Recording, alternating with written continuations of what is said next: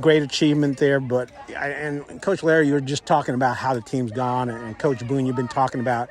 You started junior year. Well, that's what, 2 years ago? Yeah, 2 years, yeah. 2 years ago, 4 years?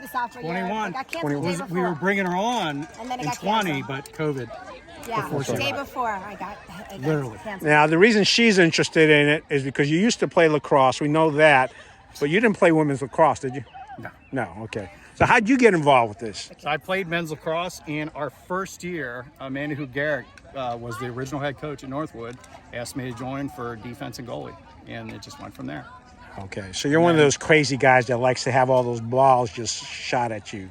I actually was a crease defender when I played men's lacrosse. Okay. Definitely one of those crazy guys. I'll go with you on that one. But we couldn't believe more in this. This isn't just about our current team, who's very special. This is extended. It's also about the pipeline, the players in the stands who are going to play for us, play for the C-Force, play for others, and opening those doors. And now it's been 4 years through a lot of challenges, through a pandemic, and they've won 10 games. It just takes your breath away. I've done this long enough, so I'm going to ask this question because one of the things I've noticed is that kids that are involved in extracurricular activities have a tendency to be successful in college and their life. And I mean, look at the two of you. What, besides just teaching these girls how to play lacrosse well, are some of the benefits you see by your coaching? Well, I'm going to use the Chapel Hill game. I got to put this out here right away. So we beat Chapel Hill in overtime last week, or the week before that. In the biggest win probably of our program's history, 2 of our players had to try out for dance ensemble that afternoon. We support multi-sport, multi-activity students. They literally tried out for ensemble, came down to play the game, and one of them, Ryan, was the one who scored the game winner. So that was a sudden death. And so that's one of the other examples. We've got one player who's qualified to compete out in San Francisco, other ones that are in the band, and we embrace it. I think that as a person who's lacrosse, sports have been a big part of my life, and I've had some really great mentors and some great coaches, and in my college career, my high school career, I think that there's a framework that's built that teaches things that you can't teach anywhere else. There's a accountability factor, there's a character factor, there's a grit factor, there's a discipline factor. These are the things that are taught on the field. That has nothing to do with catching and throwing. It's stuff that takes you to the next level in life. And I complete person who feels that it perpetuates success, because that's how we coach them every day. You work hard out here, you're going to work hard in the classroom, you're going to work hard in life. And I think I'm a perfect example of that. It's been something that's resonated with me my whole life. And my goal as a female and as a role model is to inspire these girls to want to be awesome, to be great. And our word of the season this year is, we coined in February, is greatness. And I think they've taken that word and it's resonated with them and taken us to this place. Right, so you got these ladies on a pathway to success and greatness. We've talked about Kendall, 100th goal. This is that time of year where I like asking this question. Which players or what aspects of your team have you seen the largest improvement? I'll start with you first. One is with our transition. So this is when we're moving it up the field and we're moving the ball. This is one of our primary goals in the season. Matter of fact, Coach and I were just noticing on one of our transitions late in the game, it's just we're seeing the players, we're moving it, and I think that's one of the top things we've changed. I think honestly discipline.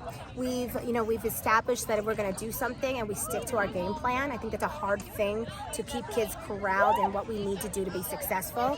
And I think that's somewhere they've really matured. Whereas 2 years ago it was like, okay, good try, it'll be there next year, or we have to practice to get there. They're seeing it and it's happening in front of them, and they're leading each other through it. The older kids are pulling the younger kids through to the next level and teaching them where they need to be and why they have to be there. And it's not anymore of when I start to hear myself, the words I speak coming out of their mouths, I laugh first of all, and then I say, like, they're hearing me, they're listening to me, they're getting it, and that's a big deal. I noticed watching them out there, they're talking, and I find that most teams that are the most successful are the ones that are talking to themselves, right. And it seems that they also are doing the stuff you told them to do without you having to tell them to do that.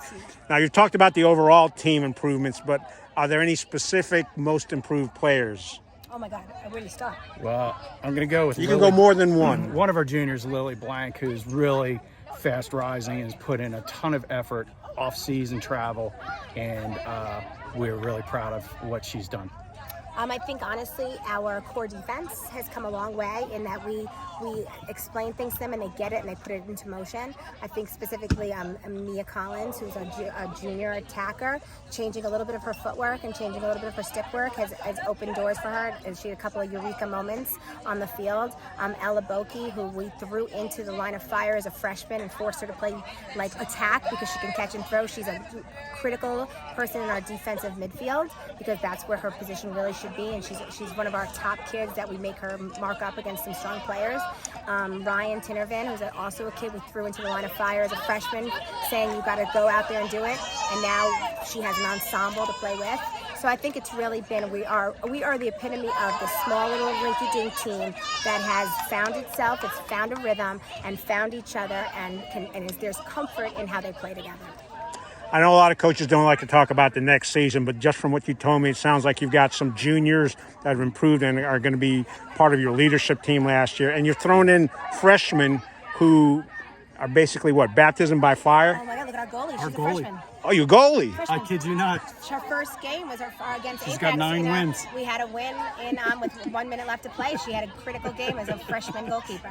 Oh, so I guess you guys are going to be around for a while because you got so much. Yeah. You got, That's the you're plan. like loaded. Yeah, we got some. It's going to be a tough. Losing Kendall is going to be a tough one. Losing Julia Cohen, who we call her our secret threat out there because she's a quiet threat. She does a great job. You don't talk a lot about her, but if without her, you miss her. And I think those are the kind of kids that you really miss the next year. Julia and Cordelia, she's got such a presence as a senior, but she's also such a presence because she's a strong defender. So we are going to lose some really good depth in our seniors. Kendall's a force everywhere, but we do pick up the pieces with Grace Costa coming up as a junior midi. We have Sophie Kremens, who has some power in our draw control.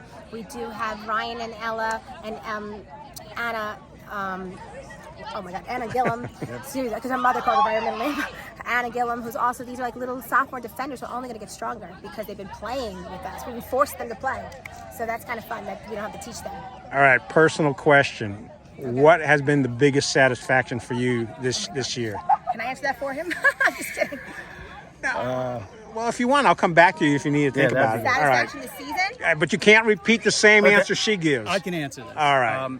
Having been there from the beginning, so the first year we had a valiant, we were building the program, we were 0-11, but when we beat Chapel Hill in overtime a week and a half ago, it was an unforgettable moment. I couldn't be more proud of the effort, the years it took for the players to put in the work, to be tough, to stick with the plan, to work with us on what we saw in film, everything, and it was special. All right. I think that we're given a lot of challenges at Northwood to do the things that we've done with fields, with weather, with just decision making, and we, no matter what, we tell the girls, like, it's not about anybody else but us. We're in control of our destiny, and I think they bought in, and they've proven it because they trust in the process, they trust in Larry, they trust in myself, and they know that we're going to lead them to smart, great play.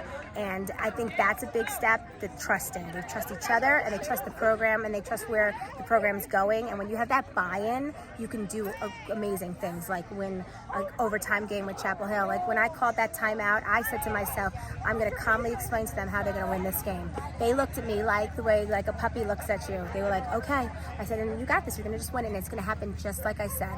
And I turned around, and I said to myself, I'm like, okay, let's do this. And they did it. They executed. They did it exactly. And it was like because they trusted. They trusted in each other, and they trusted in the program. And I think that's an accomplishment in itself. And as a coach, I've coached college teams. Getting the buy-in is the hardest thing you could ever do.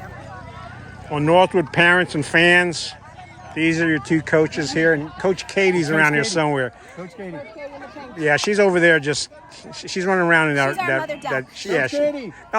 She's okay. She's busy. But look, these three coaches, they've taken the team to a whole nother level. Thank you very much. Thank you for being